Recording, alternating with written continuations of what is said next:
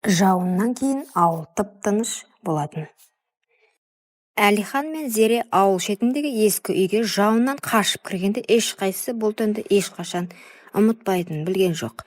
Зере күйеуінің інісі Әлиханды бұрыннан сыйлайтын, үндемейтін, тұйықтау жігіт еді.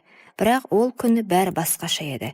Күннің көзі батар-батпаста Зере сиыр сауып жатқан. Кенет аспан күркіреп нөсер құйды. Үйге жүгіріп кірмек болғанда етегі шылқылдап, көйлегі денесіне жабысып қалған. Су сорғалаған шашы иығынан төмен ағып, кірген бойда иығынан көйлегі сырғып кетті. «Кешір, мен сен деп ойлаған жоқпын», деді ыңғайсызданып тұрған қайын ағасына. «Мен де жаңа ғана кірдім», деп жауап берді Әлихан. Бірақ көзі Зеренің көзінен тайған жоқ. Сол сәтте бөлмеде іштей бір толқынды үн тұрды.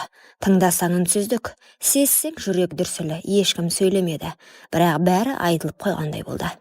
Жаурап қалған Зере көрпеге оранып төр бөлмеге кетті. Ал Әлихан от жақты.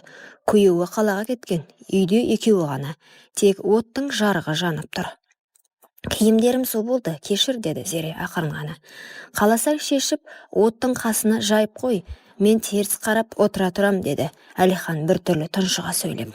Зере біраз ойланды. Ол да адам, оның да сезімі, нәзік тұстары бар. Ақыры барлығын шешіп көрпенің астына тығылды. Бірақ ол қимылдаған сайын көрпе қозғалып, иығы мойны ашылып қала берді. Әлихан бұл көріністен көзін ала алмай отырды. «Қызық», деді Зәуре, даусы дірілдеп. «Не? Сен мені әйелің деп емес, басқа біреу деп елестетіп отырсың ба?» Бұл сұрақ Әлиханды дір еткізді. Не жауап берерін білмей қалды. «Жоқ», деді ақырын. «Бірақ сенің күйеуің менің інім. Ал мен тек келін ғанамын ба?» Көз қарастары түйісті. Оттың жарығы екеуінің жүзін жыпылықтатып жарықтандырып тұрды. Ешкім ештеңе айтпады. Бірақ тыныс алу, көзбен ұғысу, тербелген көрпе бәрі айтып жатты. Ішкі дауыс тоқта десе де екеуінің де көзі шегініссіз қатып қалған. Таң атқанда Зере тым ерте оянды. Қасында ешкім жоқ еді. Көрпе әлі жылу сақтап тұрған. Босағада Әлихан үнсіз отыр, терезеге қарап. «Сен бәрін түсіндің бе?» деді Зере. Үні дірілдеп. «Иә, және ештеңе болмағанын да білем», деді ол. «Шынымен, біз бір ғана сәтке шекарада тұрдық, бірақ біз ештеңе істемедік. Иә, бірақ ішімізде бір-бірімізді шешіндіріп үлгердік». Зере үндемеді. Ол да білетін. Ол түні ешкімнің денесі тоғыспаса да, ойлар мен сезімдер шекарадан асып кеткен. Кейін бәрі бұрынғыдай болды. Бірақ ешқашан бұрынғыдай болмады. Зере мен Әлихан ешқашан бұл туралы сөйлеспеді. Бірақ біріне қараған сайын іштерінде өрт тұтанып кететін. Жауын жауған сайын Зеренің денесі тітіркеніп, сол түні есіне түсетін. Әлихан от жағып отырған сайын көз алдында көрпенің астындағы Зере елестейтін.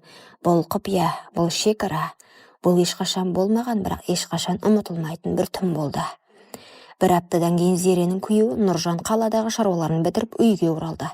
Бәрі бұрынғыдай арқа-жарқа қарсы алғаннан кейін дастархан, шай, жылы сөздер. Бірақ Зере бұрынғыдай емес еді. Ол күйеуінің жанында отырса да көзімен Әлиханды іздейтінін шығарды. Әлихан да онымен көз түйістірмеуге тырысты. Бірақ бұл екеуінің арасында үнсіз от өшпеген еді.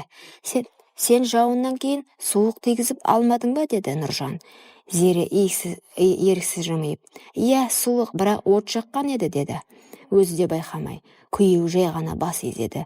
Бірақ Әлихан төргі бөлмеден сығалап тұрған. Ол бұл жауапты естіді. Ол оттың басында отырған ешті екеуі де ұмытпағанын білді. Сол түні Зере ұйықтай алмады. Күйеуі жанында жатыр. Бірақ көзі жұмылған сайын басқа көз қарасы, басқа дем, басқа оттың жылуын елестетті. Бір түнде өмірінің бәрі бөлініп қалғандай. Түсінде өзін қайтадан оттың алдында көрді. Бұл жолы көрпесіз, толықтай жалаңаш, ал Әлихан үнсіз жақындап келіп, тек көзімен болмайды деп тұрған. Бірақ денесі алға тартып барады. Түстен оянғанда денесі балбырап ұялғандай болды. Бірақ өзінен емес, ойынан. Арада біраз уақыт өтті. Күндер, кештер, шайлар бәрі қалыпты. Бірақ Зере мен Әлихан арасында үнсіз тілдесу, ұзақ көз қарастар, жай ғана сәл тоқтап күлімдеу бәрі үдей түсті. Бір күні түнде Зере су алуға шығып сыртқа шықты. Сол кезде қора жақтан бір көлеңке қозғалды. Жүрегі зірк ете қалды. Бірақ бұл Әлихан еді. Түн тыныш қой, деді ол жай ғана. Иә, бірақ ішім тыныш емес, деді Зере. Әлихан оның көзіне қарады. Бұл жол ұзақ, бұл жол екеуі де шегінбей тұрды. Не істеп жүрміз біз осы, деді Зере ақырын. Бұлай болмайды ғой. Бірақ болып қойды ғой, деді ақырын тұншыға Әлихан. Кенет алдынан есік сықыр естілді. Зере селк етіп үйге қарай жүгірді, ал Әлихан түнде сіңіп кетті. Ертеңіне бәрі бұрынғыдай болды, бірақ Әлихан Зереге қағаз қалдырды, қысқа ғана сөз. Түсімде сен үнемі оттың жанындасың, көрпенің астында. Сен мені неге түсіңде шақырасың, Зере? Зере хатты қайта-қайта оқыды. Жауап бергісі келді, бірақ қалай? Күйеуінің көзіне қарай алмай жүрген келін өз жүрегімен күресе алмай қалды.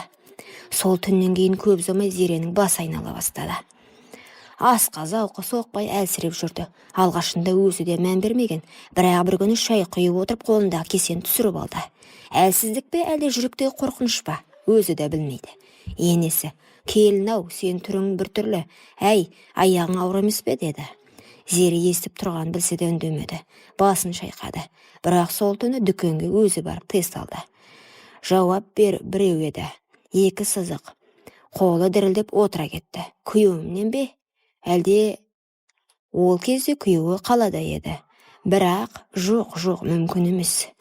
Бір сәтке ғана еске түсті. Сол жауыннан кейінгі түн, көрпенің астындағы дем. Оттың жарығында өртенген сезім. Тіпті ештеңе болмаған күннің өзінде денесімен емес, жанымен берілу еді. Мен оған ештеңе істеген жоқпын, бірақ іштей мен сол сәтте соны қалап тұрдым, деді. Күйеуі күлімдеп кіріп келген күні Зере не істерін білмей қалды, төсекте үнсіз жатты. Күйеуі құшағына алғанда денесі емес, жаны қысылды. Бір кеште бәрі ұйықтап жатқанда Зере сыртқа шықты. Ай астында жалғыз тұр еді. Артынша Әлихан да келді. Сен де ұйықтай алмай жатырсың ба, деді. Жоқ, бәрі жақсы ма, Зере, деді ол, біртүрлі елеңдеп. Жоқ, ұзақ үнсіз орнады. Менің аяғым ауыр сияқты, деді. Әлихан қозғалдықтап. Сүйгеніңнен бе, деді. Мен оны сүймеймін, ол тек күйеуім, деді. Зере деп сыбырлады ол, бірақ Зере көзін жұма салды. Егер сенен болса, не істейсің? Әлихан демін тартып алды. Сен ештеңе айтпа, бұл сыр. Менімен бірге кетсін. Егер керек болса, мен кетемін. Мен жоғаламын. Жоқ, сен кеткенде мен жалғыз қаламын ғой. Сол түн екеуі тағы ештеңе істемеді, бірақ енді бұл үнсіздіктің өзі күнә секілді ауыр болды. Айлар өте берді, Зеренің іші білініп қалды. Енесі қуанып жан-жаққа сүйінші айтумен жүр. Бірақ бір күні Зере ішін сипап отырған кезде енесі жанынан өте бере. Сенің ішіңдегі бала кімнен екен? Зере селк ете қалды, қорққанын жасыра алмады. Біреуге ұқсайды ма? Әркімнің өзіне ұқсамайтын біреу болады ғой, деп күлді. Нұржан соңғы кезде тым суып кеткен. Үйге кеш келіп жүр, жылы сөз жоқ. Бір күні Зере батылданып сұрады. Саған бірдеңе болды ма, деді. Жоқ, бәрі жақсы. Сен маған режулі сияқтысың ғой. Жоқ, тек сен көп ойланатын болдың. Бұрынғыдай емессің. Қолыңды ұстасам, жүрегің дір ете қалатын. Сен маған не жасырып жүрсің? Айтшы, деді. Зере еш жауап бере алмады. Ол үнсіз бөлмеге кіріп кетті. Сол түні түсінде бала жылап жатты. Бірақ даусы Әлиханның үнімен. Ай айналып күн аунап Зере босанды. Ол бала, енесі қуанып жүр. Бала тап-таза, қып-қызыл боп дүние келді. Бірақ бір жұмадан кейін нәрестенің бет-әлпеті анықтала бастаған кезде жұрт сыбырлай бастады. Енесі балаға ұзақ қарап тұрып, әкесіне ұқсамаған екен, деді ақырын. Жоқ, мүмкін емес, деді Зере жалма-жан. Бірақ жүрегі атша тулап, ішкі күдік күн сайын өсе берді. Өйткені өзі де ішінен сезіп тұрды. Бала Әлиханға көбірек ұқсайды. Бір күні Нұржан кеш оралды. Қолында ескі күнделік. Бұл Зеренің күнделігі еді. Жазып тастаған. Бірақ ішіндегі бір беті ғана жыртылып қалып, қалған бетінде мынадай жазулар тұр еді. Мен ештеңе істемедім. Бірақ екеуміздің ішімізде бәрі болды. Жалаңаш сезім денеге тимей-ақ сындырады екен. Әлихан, кешір мені. Нұржан көзіне тік қарап тұрып, мен бұл жазбаны оқымадым, бірақ сенің көзінде бәрі айтып тұр. Жоқ, мен ештеңе істеген жоқпын, деді, бірақ сенің жүрегің менен кеткен. Нұржан қолына баланы алып тұрып ұзақ қарап тұрды. Кенет көзіне жас келіп, сәбиді ақырын Зеренің төсіне жатқызды да: "Бұл бала менікі емес шығар, бірақ оның кінәсі жоқ. Мен сені кешіремін, бірақ өзімді кешіре алмаймын", деді. Ол үнсіз жиналды да үйден шығып кетті. Сол кеткеннен оралмады.